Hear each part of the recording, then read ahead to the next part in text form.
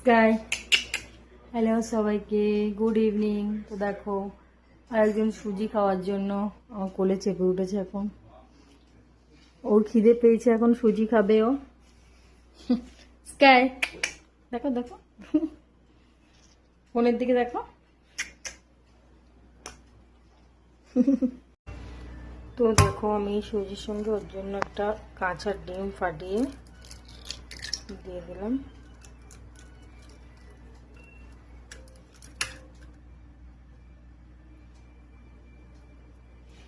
সুজি আর ডিমটা মাখিয়ে দিলাম আমি। ও খুব খিদে পেয়েছে, এখানে বসে আছে। স্কাই আমি এখানে ওর খাবারটা মাইক্রোওয়েভে গরম করে নিচ্ছিলাম।